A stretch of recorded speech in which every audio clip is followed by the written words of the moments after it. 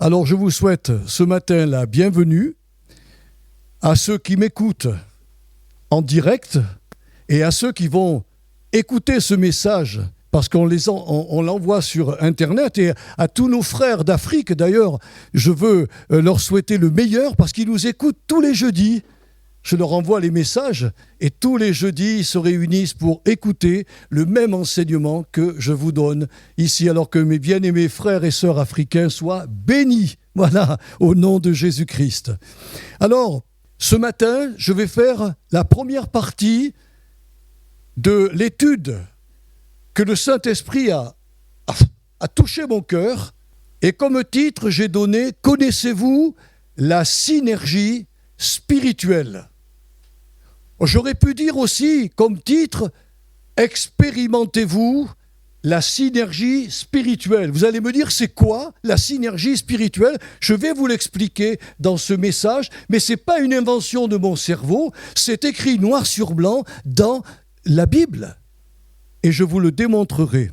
Alors, en terminant notre étude sur la fin des temps, vous vous souvenez, j'ai soulevé une question, un problème, disons, que rencontrent nos églises chrétiennes, où trop de leurs membres se sont arrêtés à la première phase des œuvres que Dieu a préparées d'avance pour eux. Alors, il est évident, mes bien-aimés, que je ne fais pas référence ici à ceux qui, lors d'une rencontre d'évangélisation, ont levé la main ou sont venus simplement faire une prière devant le Seigneur, puis sont retournés dans leur maison, dans leur demeure, en délaissant totalement la communauté chrétienne. Vous en avez des centaines et des centaines de personnes qui vivent cela. Je ne parle pas ce matin de ces personnes-là. Ce que je fais référence ce matin à des gens qui ont vraiment rencontré le Seigneur, qui ont été, convaincus que leur propre justice n'était qu'un vêtement souillé devant Dieu.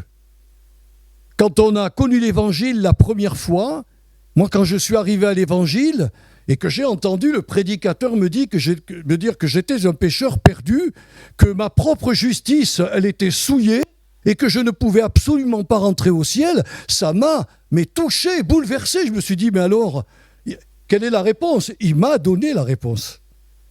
J'ai trouvé, on l'a chanté tout à l'heure, le trésor du ciel. Je l'ai trouvé et je l'ai pris pour moi. Donc j'avais été convaincu à l'époque par l'Esprit Saint que ma propre justice n'était aux yeux de Dieu qu'un vêtement souillé. Je parle ce matin aussi de ceux qui ont cru.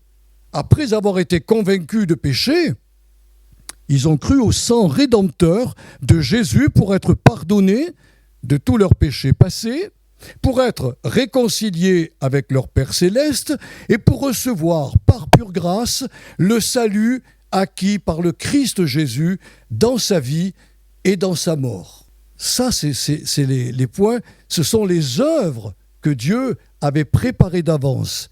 Alors, qu'est-ce qu'a fait le Seigneur quand on a été convaincu, quand on a cru au sang rédempteur? Le Seigneur nous a baptisés de son Esprit Saint. L'Esprit qu'il ne pouvait pas nous donner dans notre condition de pécheur, l'Esprit a pu descendre dans notre condition de saint et de juste grâce à notre foi dans le sang de Jésus-Christ. Et Dieu a déversé en plus du sceau de son Esprit sur nous, comme une propriété privée. On est scellé, et ce qui veut dire que quand le diable nous regarde, il voit le sceau de Dieu où il est marqué propriété privée, interdit de toucher. Alors il essaiera de nous tromper, il essaiera de nous séduire, il essaiera même parfois, et parfois il réussit, de nous faire trébucher, mais nous revenons vers le Seigneur et nous avons toujours cette marque, propriété privée, défense de l'accaparer. Alors, Dieu a déversé dans notre esprit la vie, je vais vous en parler tout à l'heure, la vie de Jésus, pas celle que nous avons reçue à notre naissance, mais une autre vie. Je vais vous en parler. Et notre cœur, dit la Bible, a vu le cœur de Dieu s'ouvrir et son amour être déversé dans notre cœur. Nous avons tout. Ces chrétiens-là sont entrés dans la première phase des œuvres de Dieu et ils sont réellement sauvés, scellés du Saint-Esprit, bénis de Dieu. C'est ça qui est merveilleux. Alors qu'est-ce qu'ils ont fait, ces chrétiens-là ? Ils ont été au baptême, le baptême d'eau, pour montrer devant toute l'assemblée qu'ils sont immergés dans la mort, dans l'ensevelissement dans le tombeau où a été mis Jésus, puis ils participent à la résurrection du Fils de Dieu. Ils possèdent donc une vie nouvelle. Alors pourquoi ? Vous savez, ça m'a éclairé cette semaine quand j'ai préparé ce message. Pourquoi faut-il se faire baptiser devant des gens ? La Bible nous dit, à travers l'apôtre Pierre, c'est pour avoir une bonne conscience envers Dieu. Mais moi, ça ne m'a pas satisfait. Je me suis dit, mais qu'est-ce que ça veut dire, une bonne conscience envers Dieu ? L'image qui nous est donnée, là, dans le baptême, c'est l'image d'un homme qui a passé un contrat avec une autre personne et oralement, ils se sont dit, oui, je tiendrai la partie du contrat que j'ai signé avec toi, et toi, de ton côté, tu tiendras fermement la partie que tu as signée avec moi.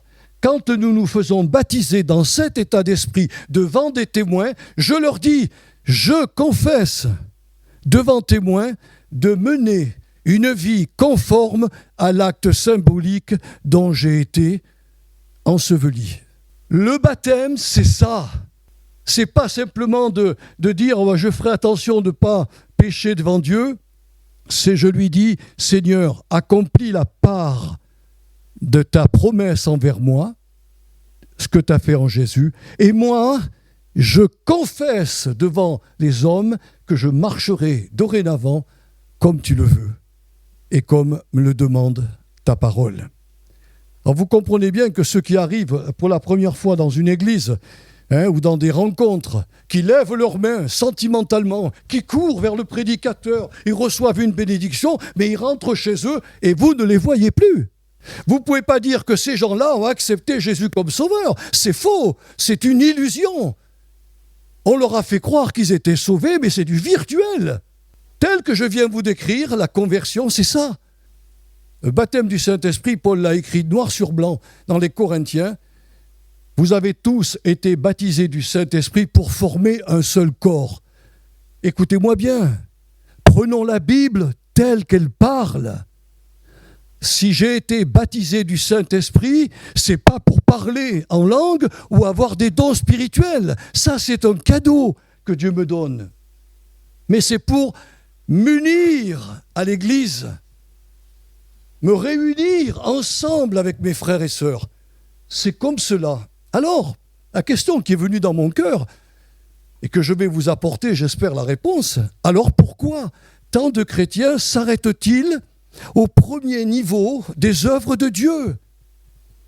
Alors, avec l'expérience que nous avons avec Chantal, il nous semble qu'il est possible que certains, on a eu cette expérience, certains, pensant qu'ils sont sauvés, ne voient pas la raison de se joindre à une église locale. Ça peut arriver dans le raisonnement de certains chrétiens qui se sont convertis. Je ne mets aucun doute à leur conversion, mais leur raisonnement les pousse à rester loin des églises. Et d'autres n'ont certainement pas compris pleinement la raison d'être de l'Église de Jésus-Christ. Car aux yeux du Seigneur, et là je vous demande toute votre attention, car aux yeux du Seigneur, l'Église est comme un merveilleux laboratoire dans lequel se développera la vie Zoé de Jésus, reçue lors du baptême dans le Saint-Esprit. Cette vie-là, la vie Zoé, est une vie intensive, destinée à produire ici-bas de nombreux fruits spirituels en vue, écoutez-moi bien, en vue de l'éternité. L'Église est un laboratoire. Quand je priais, c'est l'Esprit Saint qui m'a mis ça dans la tête. C'est un laboratoire. Incroyable. La vie Zoé du Sauveur, c'est sa vie à lui, n'est pas comparable à la vie biologique que vous avez reçue comme moi quand nous sommes nés. Le premier cri qui est sorti de ma bouche montrait à ma maman et au docteur que j'étais vivant. Les psychiatres appellent ça le cri primal. Je crie, je pleure, je manifeste que je suis vivant. Eh bien, cette vie-là, cette vie biologique va s'arrêter, mes frères et sœurs. Elle va s'arrêter à la mort. Ou alors, elle va s'arrêter, si nous sommes vivants, à l'enlèvement. À l'enlèvement de l'Église, je n'entre pas au ciel avec ma vie biologique. J'entre au ciel avec ma vie spirituelle. Parce que Jésus a dit, ma vie, elle est éternelle. Je vous donne la vie éternelle. Notez-le, quand vous lisez la Bible, faites attention aux mots. Il n'a pas dit « je vous donne la vie terrestre ». Non, je vous donne ma vie qui est la vie éternelle. Elle était dans le Père me l'a donnée, et moi, à toutes mes brebis, je leur pardonne leurs péchés et je leur donne la vie éternelle. Cette vie intensive, mais je le répète, qui est destinée à produire ici-bas de nombreux fruits spirituels en vue de l'éternité dans laquelle nous allons entrer, vous et moi. Ce laboratoire qu'est l'Église formera les chrétiens à connaître mieux le Seigneur pour mieux l'aimer, mieux le célébrer, le louer et mieux le servir. C'est dans l'Église qu'on apprend ce qu'est l'amour. Vous savez, beaucoup de chrétiens, quand on leur parle d'amour, tout de suite, dans leur tête, c'est les émotions. Mais ça n'a rien à voir. L'amour de Jésus-Christ, c'est un amour qui se prononce en grec agapé. Et l'amour agapé est un amour, désintéressé. C'est un amour qui contemple, un amour qui se donne, sans espoir de retour. Je ne fais pas un cadeau à un chrétien quand je lui rends service, je le fais parce que je l'aime de l'amour de Jésus. L'amour, selon la Bible, est lié à la volonté du chrétien. Prenez 1 Corinthiens 13. Dans 1 Corinthiens 13, il nous est montré ce que l'amour fait ou ne fait pas. C'est bien des actes de volonté, oui ou non? Ce n'est pas des actes sentimentaux. Ce sont des actes où ma volonté pose un acte. Et ça, on l'apprend dans l'Église, dans le laboratoire de l'Église, au travers de la prédication, au travers de nos frictions les uns avec les autres. Parfois des paroles qui sont mal à propos, qui sont dites, qui blessent. Le chrétien va apprendre à pardonner, va apprendre à aimer. C'est dans ce laboratoire-là qu'est l'Église qu'on apprend ces choses. Et dans ce laboratoire, on va aussi apprendre à former les chrétiens pour s'unir à un seul corps afin de vivre une authentique, commune union spirituelle. Je vous l'ai déjà dit, se rencontrer entre chrétiens autour d'une tasse de café avec quelques petits gâteaux et des conversations, c'est une partie de la communion fraternelle, mais ce n'est pas l'essentiel. La communion fraternelle, c'est de partager ce que j'ai reçu de Dieu avec mes frères et sœurs, et c'est de prendre ce que vous avez reçu de Dieu pour que je me fasse du bien, que nous nous fassions du bien. C'est ça la véritable communion fraternelle. On va apprendre le pardon, comme tout à l'heure je vous l'ai dit. On va apprendre ce qu'est le véritable amour réciproque. Et on va apprendre aussi à prier d'une manière désintéressée, c'est-à-dire on va penser aux autres. Quand on vit dans la commune union de l'Esprit Saint formée dans le laboratoire de l'Église, mes frères et sœurs, on se détache de nous-mêmes pour penser à l'autre. C'est une formation. D'ailleurs, le mot disciple veut dire apprenti. Si nous sommes les disciples de Jésus, nous sommes des apprentis. Dans ce laboratoire aussi, on va être formé à dominer les résidus de notre ancienne nature charnelle, et bien sûr, à voir la disparition des mauvais traits de notre caractère. Souvent, dans les communautés chrétiennes, c'est arrivé que des chrétiens ont eu des heurts ensemble. Et il n'est pas rare de s'entendre dire « Mais c'est de toute manière ma vie, mon caractère, je suis comme ça et tu ne me changeras pas. » Le laboratoire de l'Église est capable de transformer ton caractère. Parce que nous avons des traits qui sont très positifs. Ceux-là, il faut les garder. Mais tout ce qui est mauvais, faut dire au Seigneur « écoute, transforme-moi. » Ça ne se fait pas dans la première partie des œuvres de Dieu. Parce que tout ce que j'ai pris, je l'ai pour moi. Ça se fait dans le laboratoire de l'Église.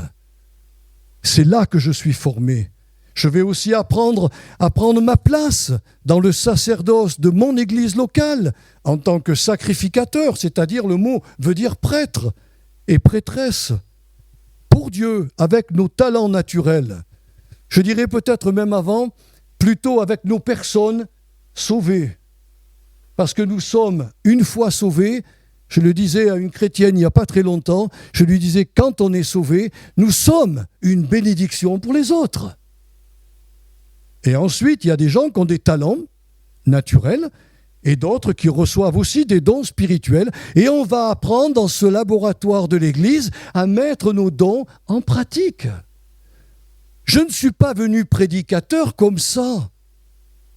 Quand j'ai entendu mon pasteur prêcher, je me suis dit, mais voilà un job intéressant. C'est comme ça que je l'ai vu, moi, quand j'avais 23 ou 24 ans. Pour moi, c'était un job intéressant. Waouh, tu parles en public, tu exhortes et tout. Mais je ne savais pas par où fallait passer pour devenir un serviteur de Dieu.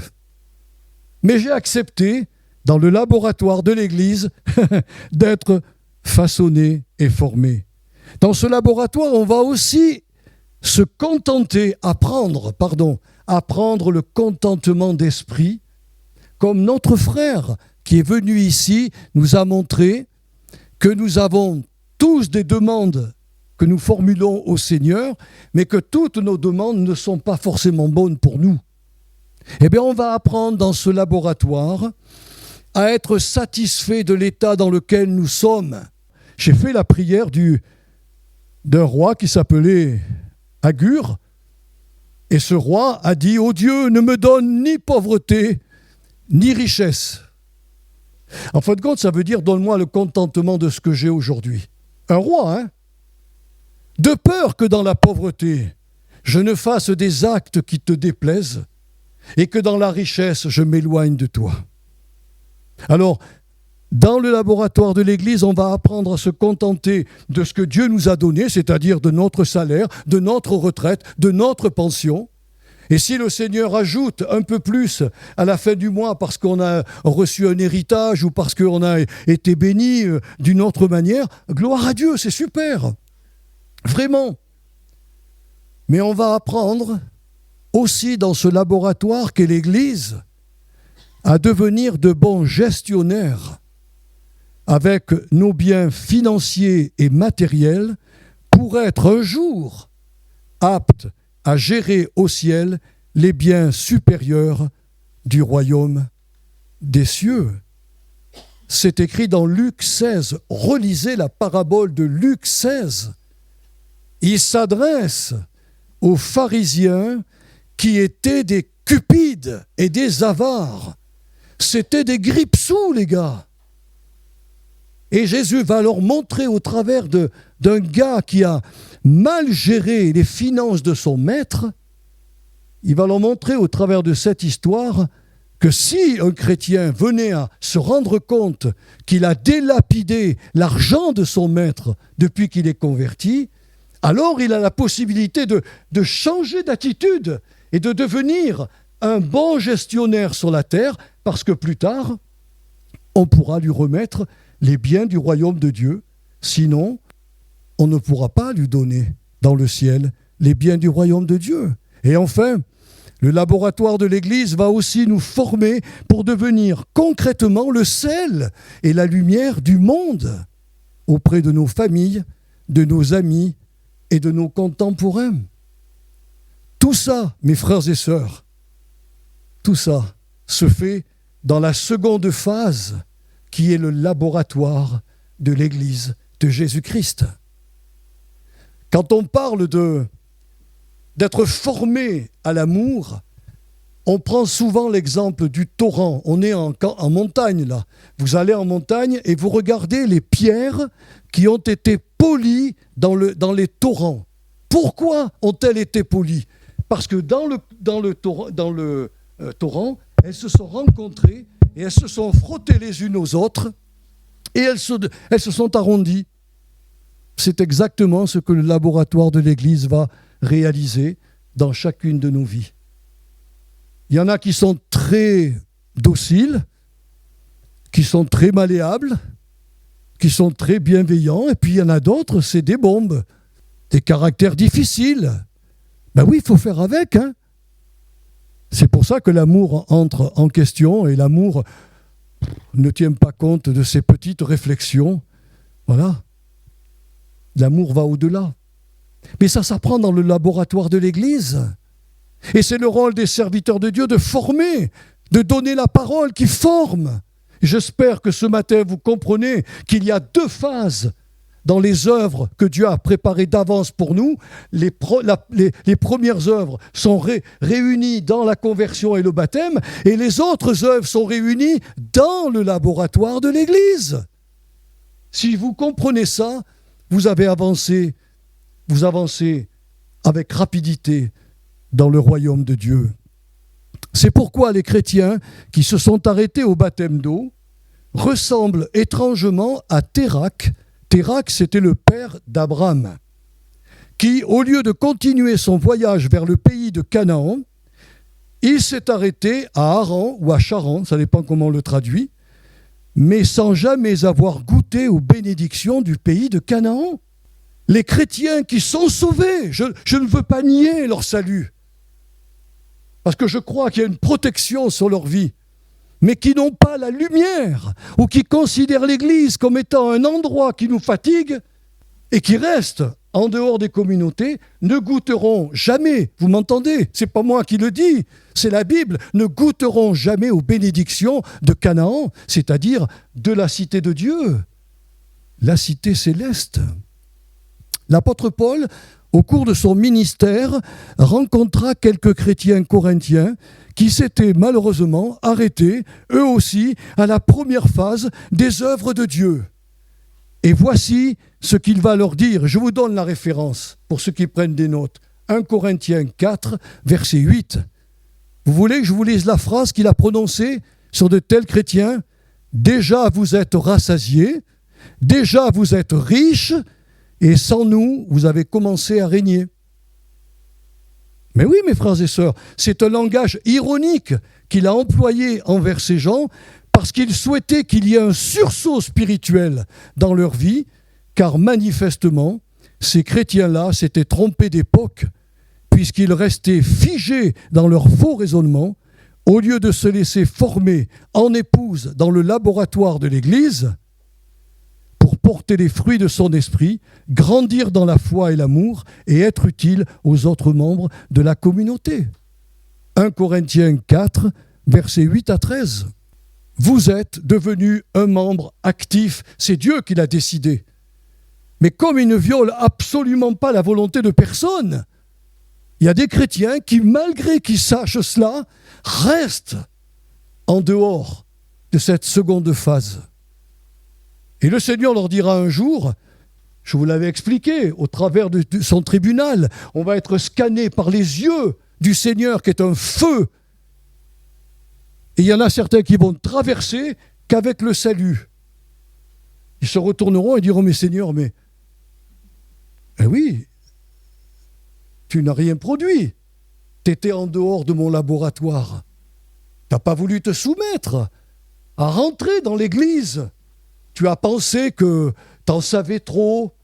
Il y a même des chrétiens qui disent aujourd'hui, on n'a plus besoin de pasteurs. On n'a plus besoin d'église. On se débrouille tout seul. Il y a Internet, il y a la Bible. Dieu se serait-il trompé en donnant des pasteurs, des enseignants, des apôtres, des évangélistes et des prophètes? Il se serait trompé, notre Père? Non, je ne crois pas. Ce sont ces chrétiens qui se trompent. Alors il est évident que par ce langage, Paul souhaitait que ces chrétiens bougent et un sursaut spirituel. Alors maintenant, c'est important parce que j'en arrive au centre de mon message, à ma synergie dont je vous ai parlé tout à l'heure. Comment passe-t-on de la première phase des œuvres de Dieu à la seconde? Alors on va lire Philippiens chapitre 2, le verset 12 et le verset 13. La parole s'adresse à nous ce matin ici. Ainsi, mes bien-aimés, comme vous avez toujours obéi, travaillez à votre salut avec crainte et tremblement, non seulement comme en ma présence, mais bien plus encore maintenant que je suis absent. Car, ce petit car est très important, car c'est Dieu qui produit en vous le vouloir et le faire selon son bon plaisir. Il est certain, tu peux me remettre juste la première version, il est certain que l'expression « travailler à votre salut », ça a été mal interprété. Et il y a même une Bible où le traducteur a dit « travailler pour conserver votre salut ». Ce n'est pas ce qui est écrit dans la Bible. Il est dit littéralement dans le texte original « mettez en œuvre votre salut ». C'est-à-dire ne restez pas figés dans vos raisonnements, dans la position que vous avez prise, mais rentrez dans le laboratoire de l'Église et travaillez, mettez en œuvre ce salut que Dieu vous a donné.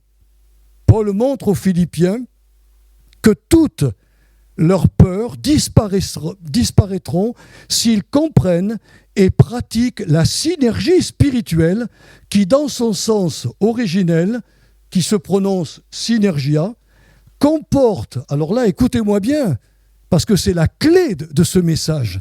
Et je vous montrerai dans la deuxième partie comment on retrouve la synergie spirituelle dans l'ancienne alliance et dans la nouvelle alliance.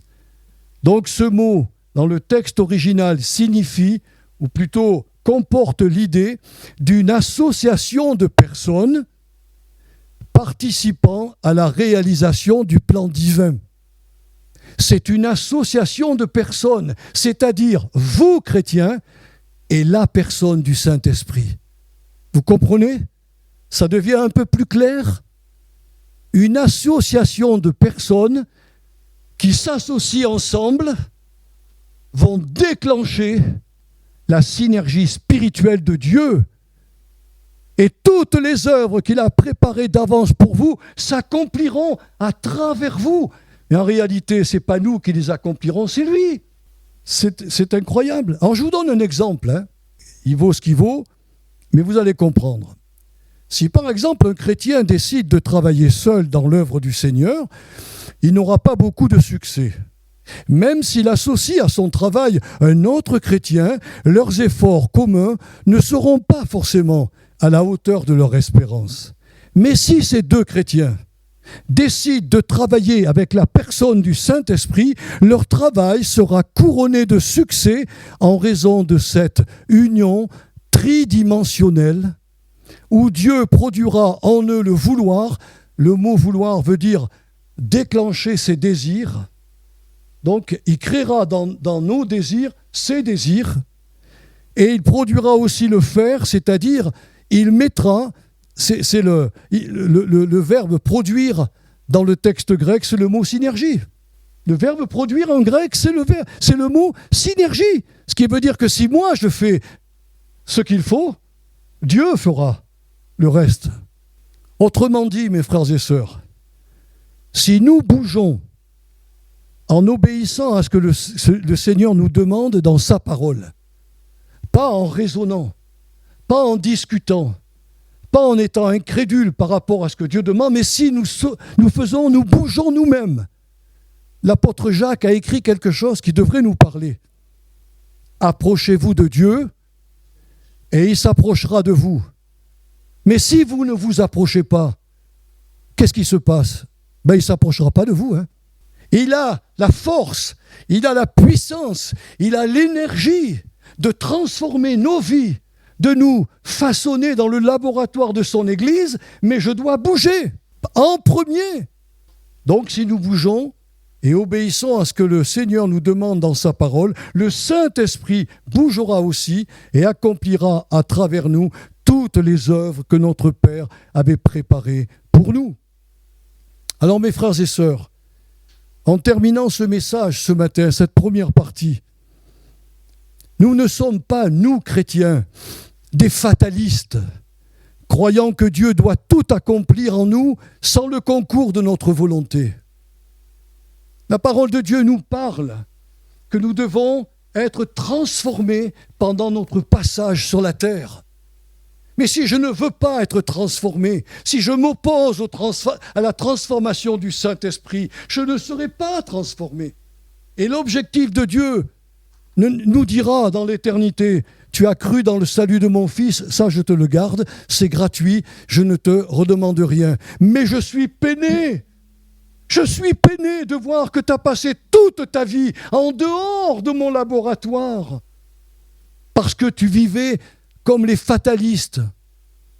De toute manière, Dieu m'a sauvé, donc il continuera le travail. Non, il continue le travail que si tu veux qu'il le continue. C'est dans ce laboratoire que tout se fait. J'espère que vous me comprenez. Et nous chrétiens, nous ne sommes pas non plus des légalistes, croyant être capables d'accomplir par nous-mêmes l'ensemble des œuvres divines sans l'aide du Saint-Esprit. Il y a des chrétiens qui pensent ça. T'inquiète pas, Seigneur, on va faire le boulot. Puis quand tu arriveras, on te montrera ce qu'on a fait. Mais sommes-nous capables de transformer nos vies? La Bible nous dit que c'est pas vrai, on ne peut pas. Est-ce qu'un léopard peut changer sa peau? La Bible dit non. De même, un homme, une femme ne peut changer son cœur. Mais Dieu le peut.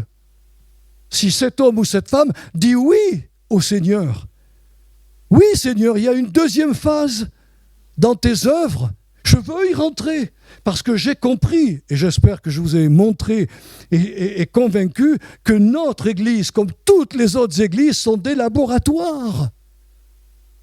Et dans des laboratoires, on fait des essais. Vous êtes d'accord avec moi? Mais on trouve la clé. Comme dit Dieu dans sa parole, mon fils, ma fille, donne-moi ton cœur. Si vous ne lui donnez pas le cœur, il ne peut rien faire. Il dit que le cœur de l'homme, c'est le siège de la vie. Et que si le cœur est donné au Seigneur, toute la vie du chrétien sera régénérée. Et il va même ajouter, et ton corps malade peut retrouver la santé.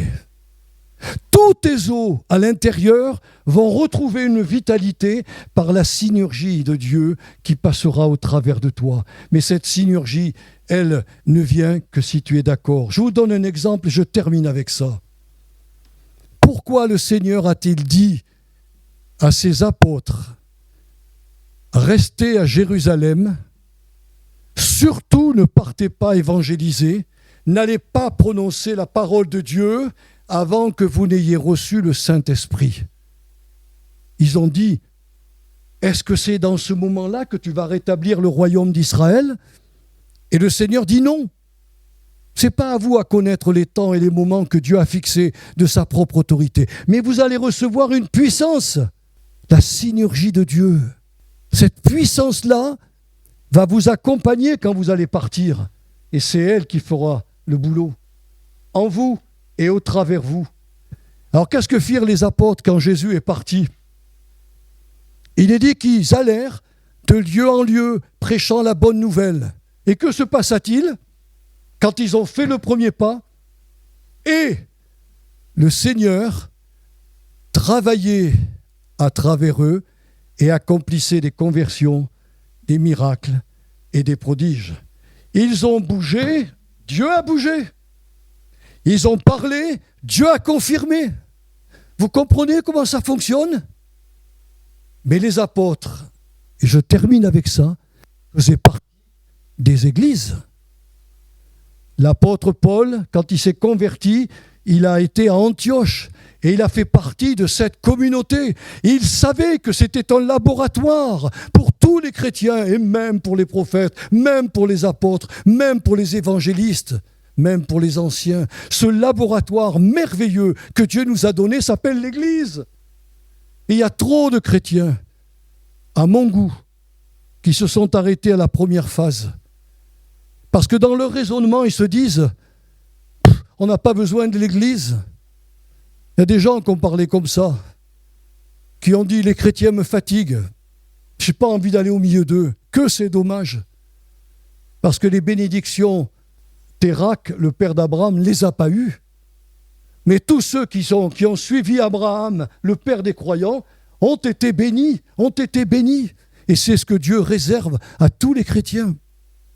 Entre dans la seconde phase des œuvres de Dieu, car dans ces œuvres-là, dans l'Église, c'est un laboratoire extraordinaire qui va te transformer, qui va te façonner, qui va faire de toi une femme mûre, un homme mûr, qui porte des fruits à la gloire de Dieu, et l'Esprit Saint travaillera au travers toi, et tu béniras les autres. Comme a dit Jésus, si quelqu'un a soif, qu'il vienne à moi, et qu'il boive. Si c'était arrêté là, on dirait, c'est bien, le chrétien qui a soif, il va vers le Seigneur. Mais pourquoi aller vers le Seigneur et boire? Afin que ce chrétien devienne un rocher qui va désaltérer les autres. Quand Dieu me remplit, c'est pas égoïstement pour moi, c'est pour les autres.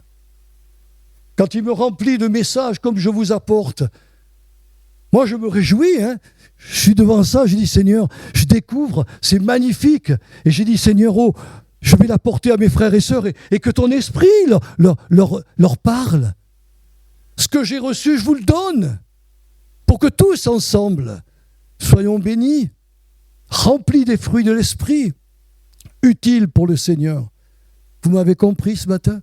Si on donne la main d'association au Saint-Esprit, alors il va passer au travers de nous, chacun de nous, et cette force, cette puissance transformatrice va se voir, va s'entendre, et on verra les églises grandir et croître. Seigneur, j'ai apporté ce que j'ai compris de ta parole. Et Seigneur, aide mes sœurs, que si ils bougent, ton esprit va bouger. S'ils restent figés dans leur raisonnement et dans leur stagnation, l'Esprit Saint ne bougera pas.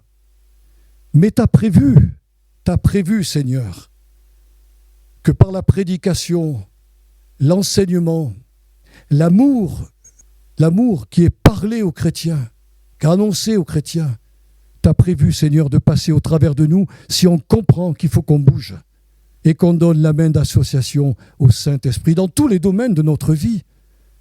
Alors voilà, je termine par cette prière. Aide-nous. Nous en avons tellement besoin, Seigneur. Et c'est pour cela que le Saint-Esprit est venu. Non pas pour prendre des vacances dans nos vies, mais pour nous transformer. Et il le fait dans le laboratoire de l'Église. Bénis mes sœurs, bénis mes frères. Et ce que je n'ai pas réussi à leur faire comprendre, toi, fais-leur comprendre par ton esprit, par une révélation peut-être spéciale et par ta parole, que ce que nous avons vu est la vérité et que nous pouvons avoir pleinement confiance en toi. Je donne gloire et honneur à Jésus parce que ton esprit a pris de ce qui est à lui et me l'a donné lorsque j'étais en méditation. Et aujourd'hui, je l'ai retransmis. Et je ne doute pas une seconde, Seigneur, qu'au travers de cette parole, tu vas agir et bénir mes sœurs et mes frères Que la gloire te revienne totalement, Seigneur Jésus.